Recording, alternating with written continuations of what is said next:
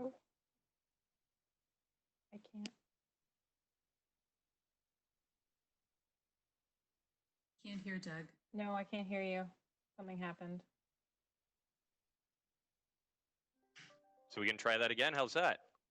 Better. Good afternoon, everyone. Welcome to this first economic development webinar meeting.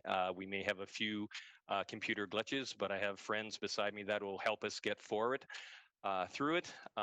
We will do things a little different than what we do at council. This is similar will be to the county council. So instead of going around and asking, if you need to speak, please raise your hand. And when I ask for a vote, just raise your hand as well. So anyway, we'll see if we can get through this. I'm sure we will. And I will officially call this meeting to order at 5:31 p.m. Are there any additions for today's agenda?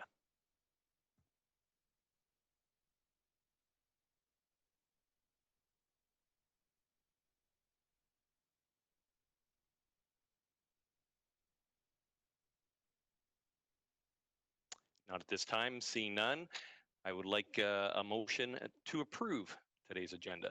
Moved by Neil, second by Todd. All those in favor? That is carried. I'll remind everyone that if you have any pecuniary interest to declare, please do so now or anytime throughout this meeting. Has everyone reviewed the minutes from March 16th? Are there any errors or omissions that you see or anything you'd like to discuss? Seeing none, a motion to approve. Moved by Julie, second by Leanne. All those in favor? That is carried. Moving on to item on my agenda, it's item 5, NPEDAC transition process. Is Kim speaking to this? Yes, I am. Okay, thank you. Okay, thanks. So I just wanted to continue with the process for the change in terms of reference for the composition and terms of reference of the Economic Development Advisory Committee. So that final document was approved in March at our last meeting. And I wanted to bring that back for your consideration. I have communicated with Pat Bertfeldt, and the time frame, or there's two main things that need to happen. One is the application process for the candidates, and then the revision of the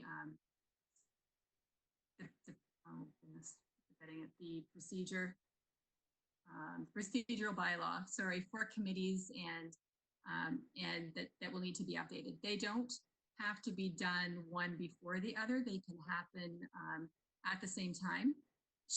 I did clarify, I know at the meeting time, there was a discussion about having it implemented in September, by September. And because as it is right now, we do have one meeting scheduled in July. We may look to see whether we do want to continue with that one in July or not. That is for your decision. As well, given our current circumstances, there has been a lot of activity and a lot of involvement from different members in the business community, whether I think we just wanted to have your input on whether you wanted to proceed with that being with a start date of September, or whether you were wanting to defer that at all, given all of the other active advisory groups in place at the present time. So I think it's just to bring it for questions or discussion. I'll open up the floor to any questions or comments regarding this. Who would like to speak? Go ahead, Leanne.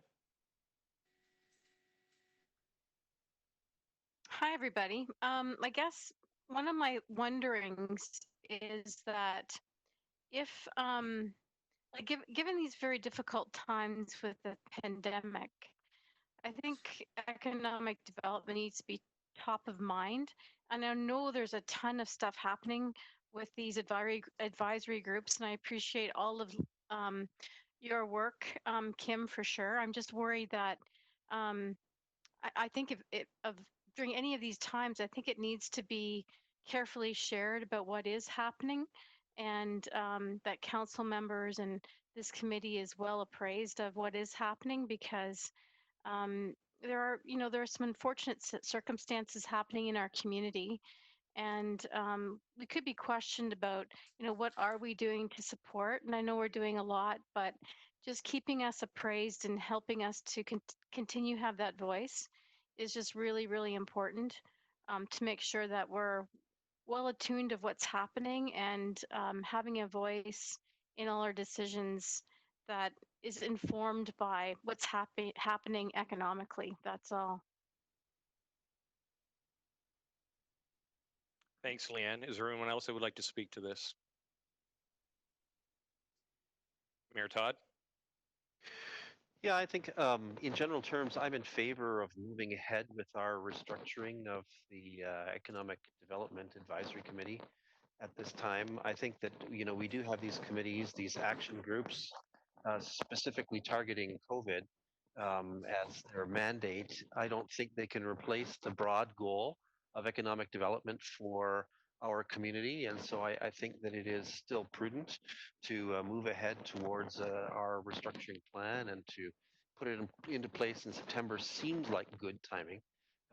It'll give us an opportunity to do some recruiting. Summer months not always being ideal for recruiting of volunteers, but I think that we will meet with the success that we're looking for in terms of populating that new committee and getting them off and running in the fall. I suspect there are economic development projects beyond COVID anyway, and so having that group in place would be a useful thing. Thank you, Todd. Anyone else like to speak?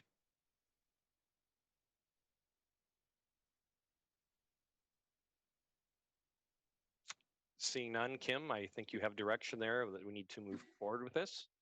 Okay, that's great. Okay, perfect. Moving on to your report. Thank you. So I did circulate the report to give an update on a variety of the items that I've been working on since the last meeting. A couple of things I do want to highlight. The TTG Trades Pre-Apprenticeship Program. I did connect with TTG, and they are proceeding with that project. They have two other programs before the listable program that were scheduled. The program, the one that was to be happening now, or at the time when the pandemic started, they have moved a lot of the coursework online.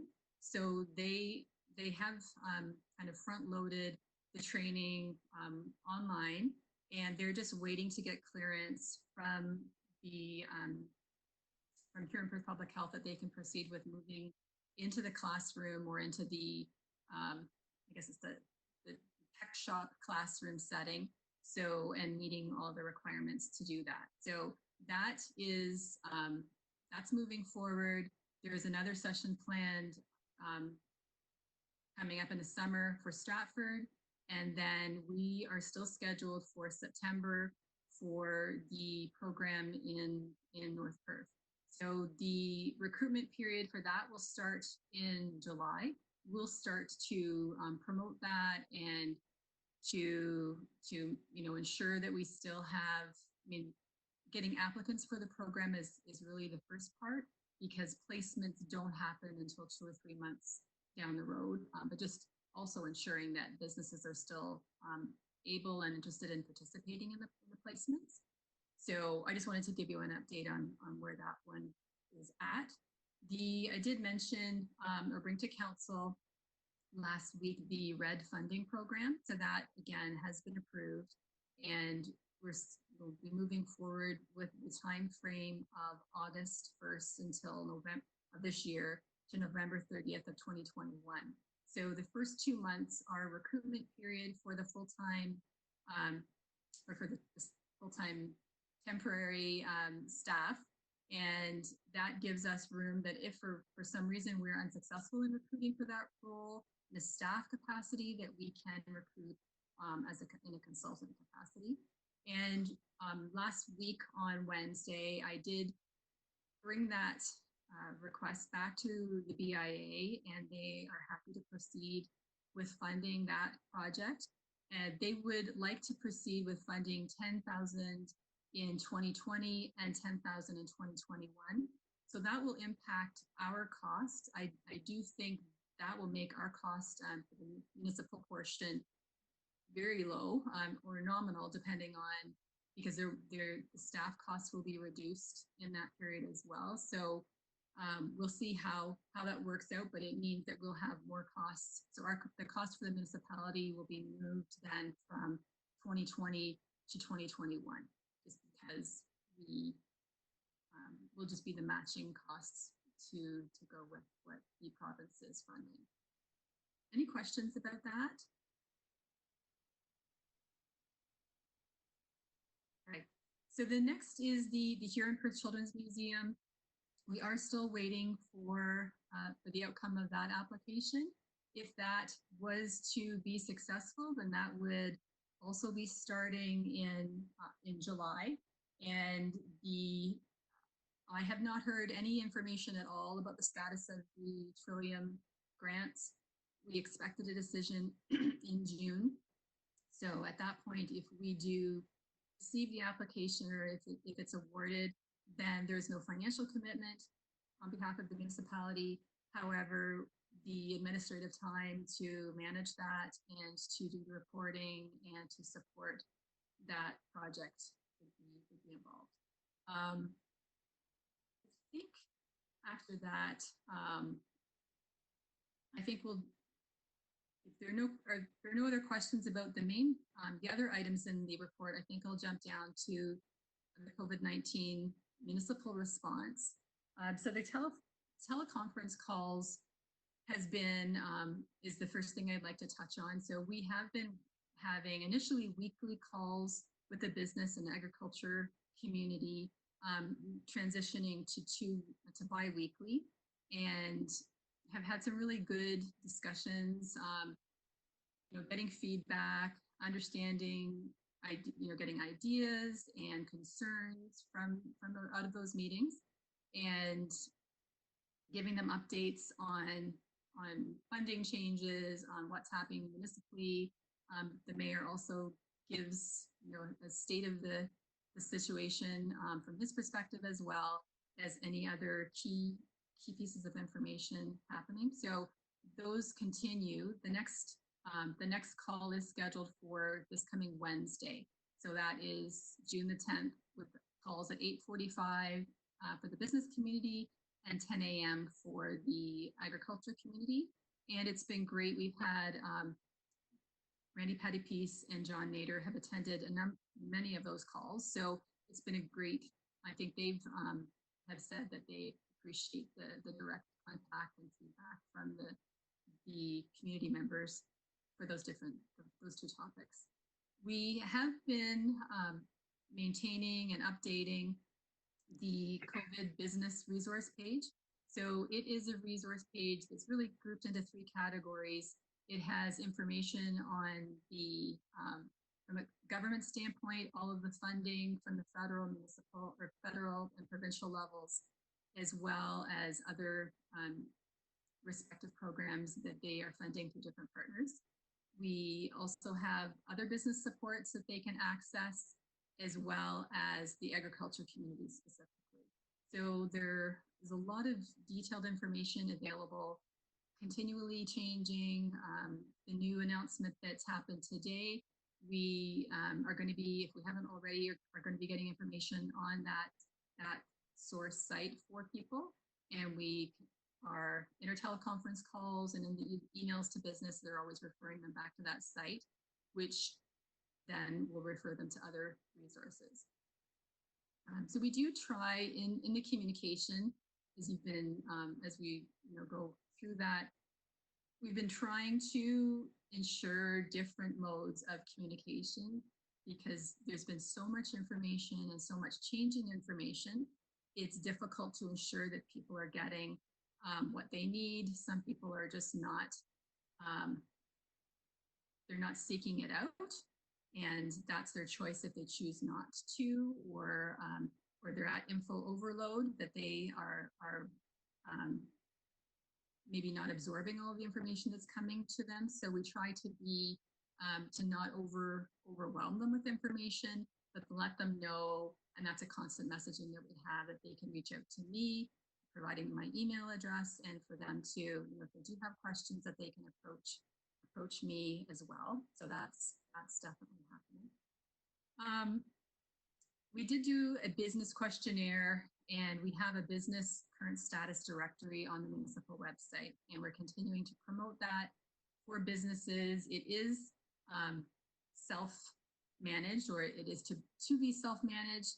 And so at the beginning of the first current situation, businesses completed the questionnaire with their information, as well as had a confidential portion where they could you know, give us comments that they were maybe not comfortable mentioning in the teleconference, or concerns or issues that were bothering them, that we could investigate. So that the questionnaire itself is not continuing. I mean, it's available for people to use, but mostly I think businesses are busy with reopening and have not been completing the questionnaire. So as we see, and if the BIA or the chamber or others notice that there's a change, we update it, but we have not been managing and updating the business, because people's hours are changing weekly in some situations, and what measures that they are using to make sure that their customers and businesses and employees are safe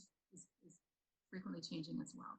So that's, we do promote it, because I think a lot of people, we always encourage them to go back to the main site, and we do provide them with the business's Facebook page or website information so they can go there. But we have those links available, so they have that one-stop shop where they can look, but then they can get onto their individual, to the different businesses' sites, and we have it organized by different sectors so that they also can easily find information about the different businesses.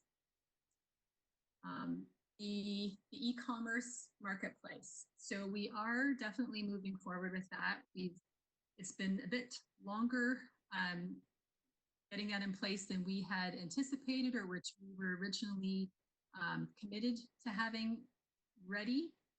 Some of the background payment structures and things to get, because our site is unique in that it is a marketplace where we're not charging a commission, and we're not doing it to make a profit.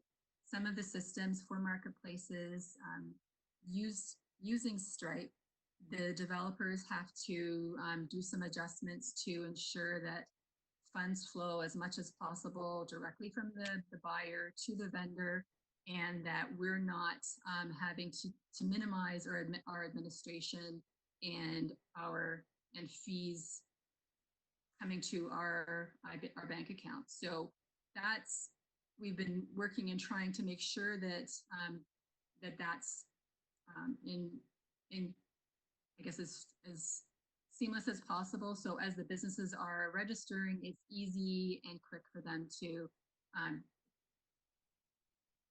be able to register, because I think this project is for businesses that maybe don't have a lot of time, resources, or skill. Like they may not have a lot of familiarity with e-commerce or with setting up an e-commerce platform.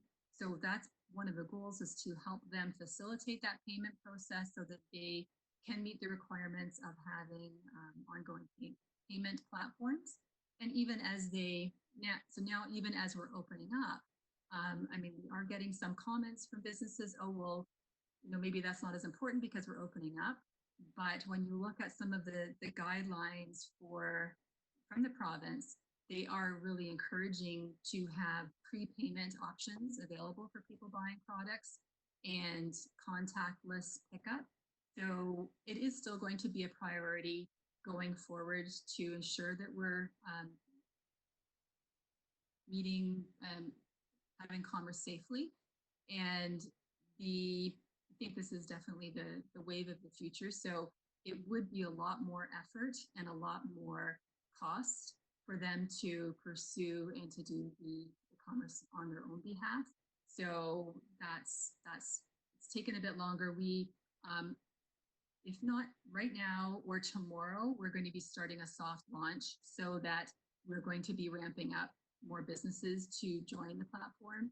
And then we're going to do a public launch, possibly later this week or early Tuesday of next week, so that we can have more of a formal launch with press releases and marketing and radio and things like that. So we have a plan laid out for the marketing for the site to make sure that it helps to stimulate a lot of purchasing and interest so that the businesses can benefit from that. And also so that local consumers and residents know how to support the businesses. It will be available for businesses who don't have a product to sell. They will be able to list their business just to direct to their website, just for to support. Had businesses say they just want to support the effort, but they may have their own e-commerce site, or because they don't offer a set price product, like an insurance company, they were very interested in participating, but they're not allowed to have a set price or to do it in that way. So that's so some learnings as we're going along, but it is progressing, and I think it will continue to be a benefit to businesses and to the community as we move forward. I think that we do the other areas. So we are moving into the COVID action group meetings. We have our second meeting happening this Thursday, and we will we've named chairs for all of the committees, including the Economic Action Group. Natalie Promislow from Smith Steel is the chair for economics. So we'll be moving forward with that and look forward to some recommendations coming soon to council. And I think that those are the main items. If anybody has any comment or question. Very good, thorough report, Kim. Members, anyone like to make comments, have questions for Kim at this time? Bear with me as I got to scroll to see if someone's hands, or you can just speak up if you wish. Okay. Oh, hi, Leanne. Hi, thanks a lot, Kim. What's the uptake so far, like just in terms of numbers for the services that we're providing for businesses to sign up to promote themselves through COVID? Just as, just wondering if there's good uptake in a community. Are you meaning for the e-commerce site? Or are you meaning the business directory? Well, actually both. I'd like to know, are they similar, or is there uptake on both? Well, the business directory, initially there was a very, very strong interest, and I think once they were on the site, so there hasn't been as much involvement with that, or they aren't updating us, I think, because they're more focused on their the opening up process. With the business directory, with the e-commerce directory, we did have a lot of interest initially, and I think because we wanted to test it with a few businesses, and that's when some of the connection, some of the financial things, they weren't connecting properly, and before we had people purchasing products, and we wanted to make sure, and we started rolling it out to a lot of vendors. We wanted to make sure that was moving smoothly. So that is now going smoothly. And so now we're going to start to have, and I think some people, they just want to see it. They want to be able to see the site, to know how it works, and they're going to be more comfortable once they see it. So right now, I think we have 3 or 4, but I have a number of businesses that we, and they have, each have more varies. Some of them have quite a few products. Some of them have limited the number of products. And then other businesses, I'm now going to start reaching out to them to be able to connect as well as to start loading their products. So I think too, initially we haven't had a big response from restaurants or from Farmgate, which I think initially was our focus, or we wanted to be the focus, and then realized this could really benefit the broader retail and broader business community. So we'll be targeting them specifically to make sure that they are set up so that they have that e-commerce and payment support to be able to prepare, just that they've got that payment flexibility. So does that answer your question? Yes, thank you. It's helpful. Perfect. Anyone else like to make comment or have a question for Kim? Seeing none, thanks again. It was a great report, and you have a lot on the go right now, and appreciate all that you're doing. Okay, let's move on to. Hi, everyone. Can you hear me okay? Yes. Great. Thanks, Doug. Before I dive into the report, though, I wanted to take a moment to introduce a new face to all of you. We have Justin Diaz, our interim manager of economic development and tourism. Our manager, Meredith, welcomed a baby girl on the weekend, Eleanor Lucille, happy and healthy. Both mom and baby are happy and healthy. But I just wanted to take a moment to acknowledge Justin, who's joined us tonight, and he'd like to say a few words. Great. Well, thanks, Sarah, for the introduction, and thank you all for hosting me tonight as part of this meeting. I won't take too much of your time. I know Sarah's got a full update on what the department's been up to over the last number of months, but I just wanted to give you a little bit of information about myself, a bit of my background. So I do come to Perth County from the consulting world. I was working as a consultant for MDB Insight, which is Canada's largest specialty economic development firm. I did work across Canada as part of that, including large, big cities, the GTA and across the country, as well as rural communities. So have a good breadth of knowledge and scope of the economic development world. Previously also worked in some rural communities, North Middlesex, which is a little bit of a neighbor to the south, I guess southwest of Perth County. I was there for a couple of years as Director of Economic Development, and also worked at the county level before with Elgin County as Economic Development Coordinator a few years back. So have a good sense of the influence and the impact the county can have on lower tier economic development. And yeah, really just look forward to working with you all over the next year and a bit while Meredith is off. And welcome any questions you might have now or any time along the way.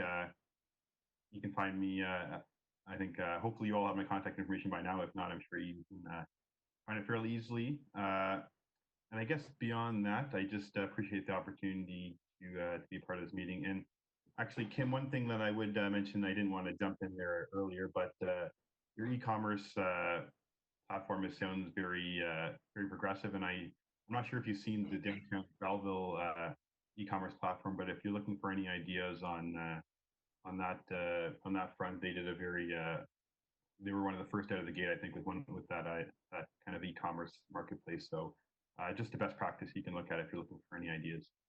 And with that said, I'll turn it back over to you, Sarah, for the update. And nice to see everyone this evening. Okay. Thank you, Justin. Great. Thanks, Justin.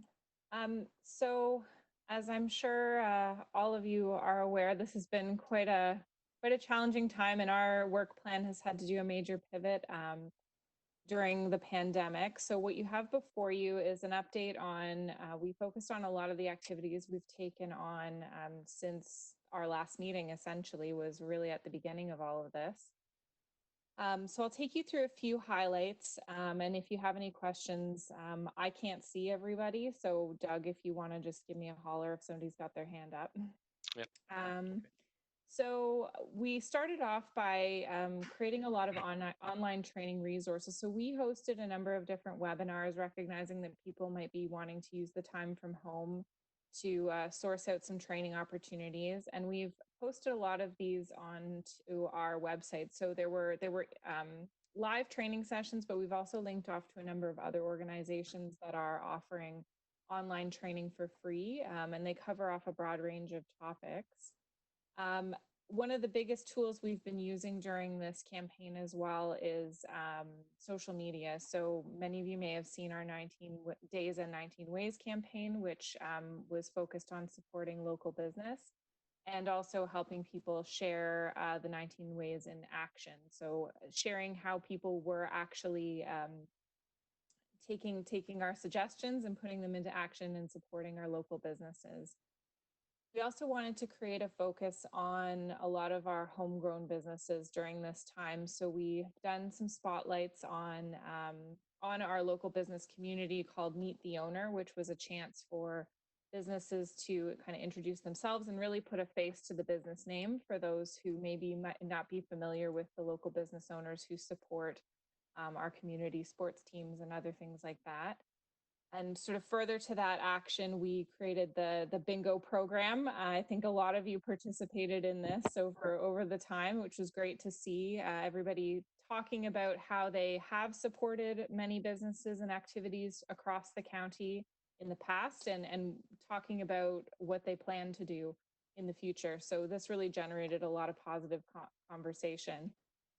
On the research side of things, we wanted to delve in and capture how some of the ways in which this pandemic has impacted our business community. So you can see we launched 2 different rounds of surveys. One occurred kind of right as the pandemic was starting. We were one of the first areas to launch a COVID-19 business impact survey, and our survey was used as a model across southwestern Ontario. So we were, flattered by that. A lot of other counties and regions followed suit after we launched ours.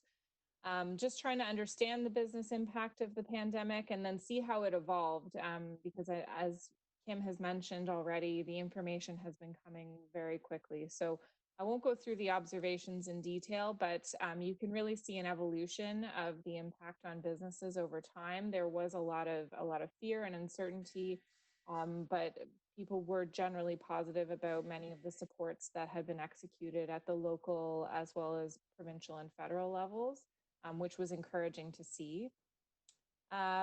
Similar to, as Kim mentioned, trying to keep a handle on everyone's business contact information, because of course, without being able to necessarily visit business owners in person, we wanted to make an effort to update our business directory and get our contacts up to date, because one of our main ways to communicate with businesses was via email and newsletters. So we did an update of our business directory.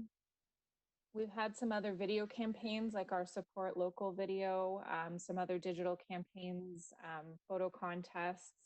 Ashley's been working on this How To From Home campaign as well, that's sort of showcasing some of our businesses and helping to support their products, but also giving people something to do from home, which has been really a fun addition to our campaigns.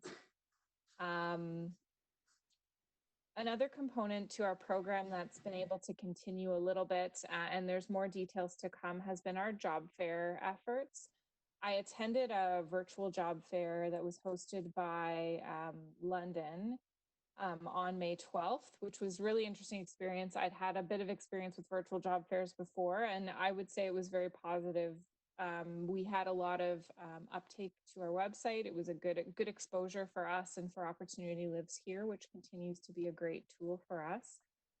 We had plans this year originally in our work plan to physically attend a number of job fairs around in our surrounding region and in the GTA, which of course have all at this point been canceled in terms of in-person activities, but many of them are hoping to proceed in a virtual fashion. So we will continue to update on those when they are available.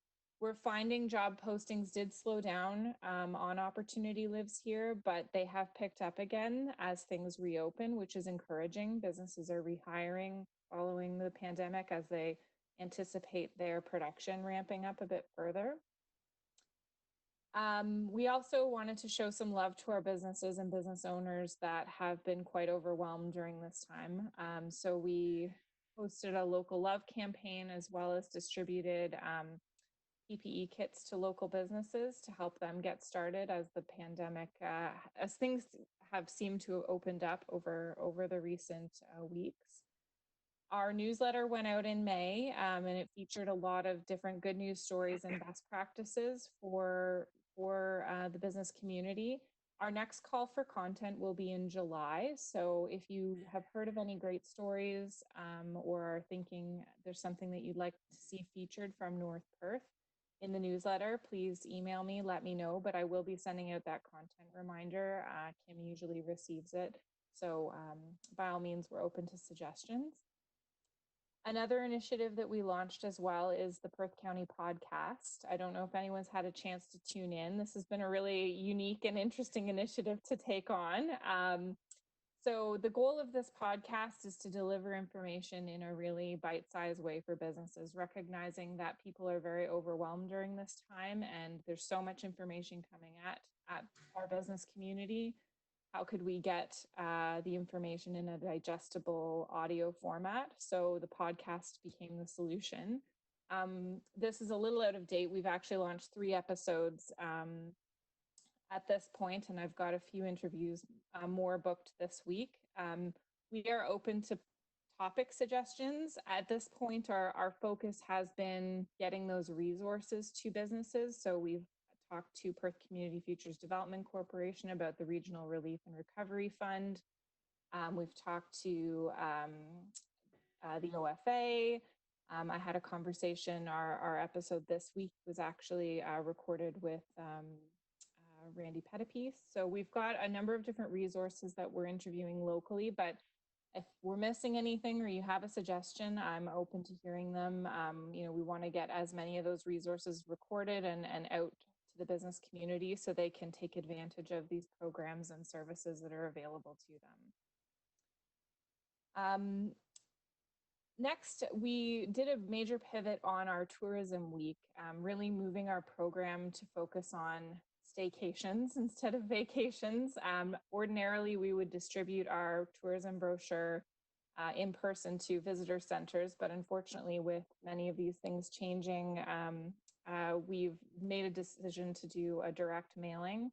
So we've targeted a lot of sort of surrounding areas for driving, kind of driving distance day trip destinations where we would normally distribute in person. We actually delivered well, I didn't personally deliver them to their homes, Canada Post did, but we got them distributed out to homes across the area.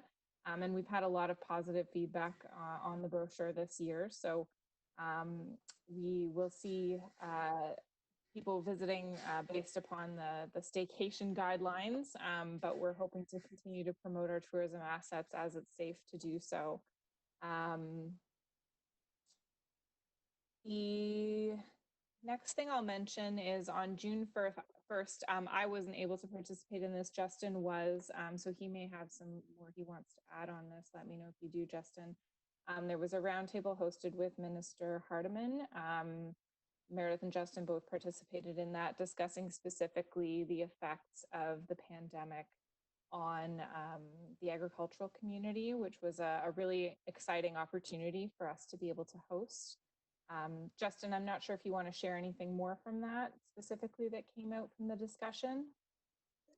Yeah, I'm not sure if anyone else on this call, any of the councillors might have been involved in that, but it was just an opportunity, I think, to share, you know, there was a lot of concern about other industries receiving a lot of support in the form of, you know, grants, and agricultural industries seem to be getting a lot of indication of loans and programs to further, you know, take on increased debt. So I think that was a good opportunity for local producers and industry associations that represented there. The OFA was represented, as well as a few other industry associations, to share the need for the agriculture industry to be also a recipient of some of the grant funding and not just more loans. So that was one of the key, I think, messages that was communicated and seemed to resonate loud and clear with the minister. So nothing really beyond that. Thanks. Okay. Yeah, thank you, Justin. I guess lastly, I'll wrap up just by saying that we are constantly trying to communicate the resources that are available. I mean, through means of the newsletter or the podcast. We do have a resources section on our website as well.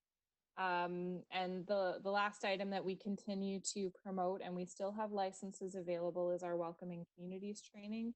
Many of you may remember this training from the tail end of 2019. We hosted some in-person sessions, and those in-person sessions have been converted to an online program that's actually hosted through Fanshawe College, their corporate training solutions. So if you know of a business that would like some training, we can sign them up for free licenses. The courses get completed at your own pace, and you do end up with kind of a fancy certificate at the end of it, which is nice. And we're continuing to promote that.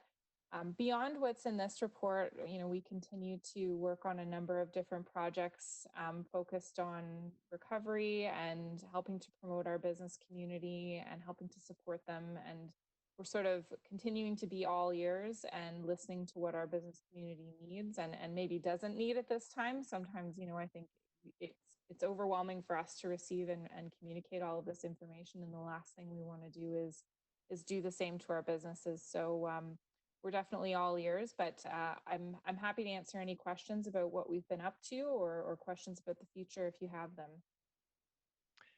Thank you very much, Sarah. Committee, is there anyone that would like to make a comment or have a question for Sarah at this time?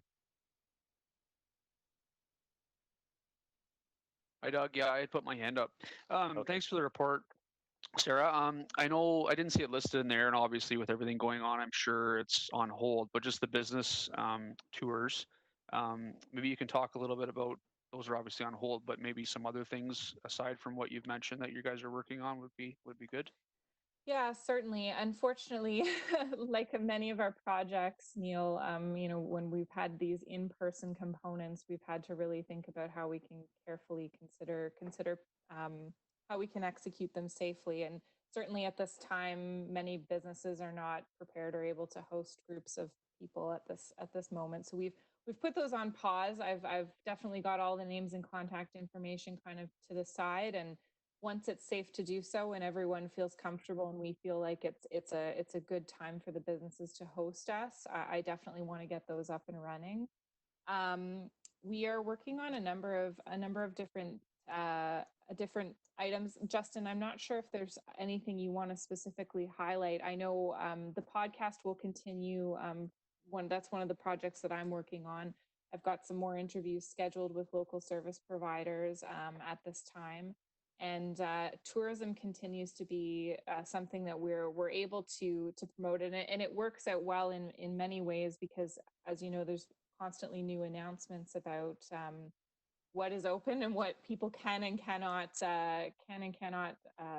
visit. So it's funny, we were discussing our tourism operations on a group call last week, and we were thinking like, well, we can in some ways get back to what we would normally do, which is talk about where you can go and shop and dine and what you can do in those places. It's just framed a little bit differently. So we do have a tourism summer student this year. Tyson, who was with us last summer, is back with us again.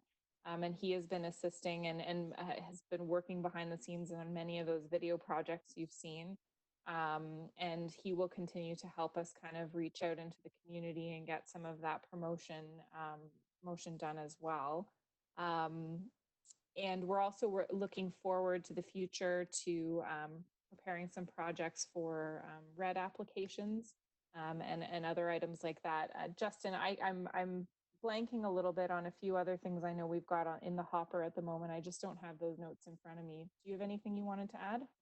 A couple of things that come to mind are a couple of resilience campaigns that we're launching in terms of welcoming residents back, welcoming businesses back to operations or newer normal operations. We've got a campaign, a Chalk It Up campaign, where we've distributed we'll be distributing some sidewalk chalk and chalkboards to businesses to help them display messages of support to welcome back residents and customers, as well as another campaign we're launching called Closing the Social Distance. A couple of different campaigns to help restore that public confidence, restore that boost morale of businesses and customers to welcome them back as they're able. And as we heard today from the provincial announcement, a number of new businesses being able to open, it's going to be important to help to build that consumer confidence to bring the customers back once they can't open on Friday. So we've got a number of campaigns that are all around welcoming residents and businesses back to the fold. Great. That answers your question, Neil? Yeah, that's good. Thanks very much. Good summary. Good. Yeah, you're right. And that was, I haven't read it thoroughly yet, but there was an announcement that came through this afternoon, I think around 3:30 from AMO, that I think is going to help relax some things cautiously. I hope. I see about 8 emails from some church people that seem pretty excited. So I think it's going to help us all around, but in the long run, we still have to be social distancing. Go ahead, Sarah. Just one more thing I'll mention, and I may be a little biased because it's my voice on the podcast, but we've had some good feedback from folks on the podcast, but one of the best ways that we can get some uptake on that is if it can be shared. So we try to promote it through our social media, but if you follow us and share those episodes as they come out, it helps to spread the word.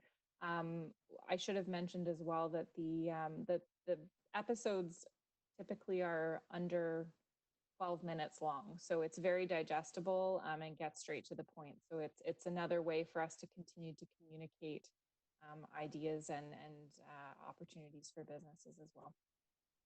Julie, I see your hand up.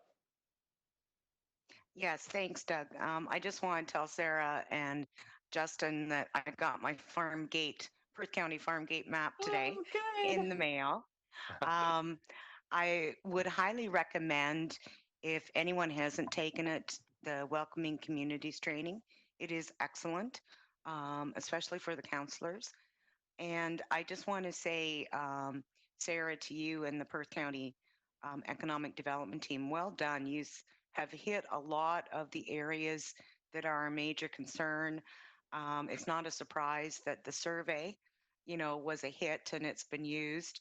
You're always a little bit on the leading edge. So I just want to say thank you for the report and well done. Oh, thank you very much, Julie. Appreciate that. That's nice comments, Julie. Appreciate it. Anyone else who'd like to speak at this time? It takes me a bit to go through here, so you can just speak if you want. Okay, perfect. Okay, well, thank you, Sarah, once again. So moving on, I see on to our agenda, I see nothing under other. Our next meeting, Monday, July the 6th. I imagine it's going to be similar to what we are having right now. Before we sign off, any other last comments from anyone? We have another council meeting in 40 minutes. Seeing none, I would like a motion to adjourn this economic development meeting at 6:18. Moved by Julie, second by Neil. I'll second. Thank you. All those in favor? That is carried. Once again, thank you everyone for being patient with this being our first meeting, and I think it went okay. Take care. Bye for now.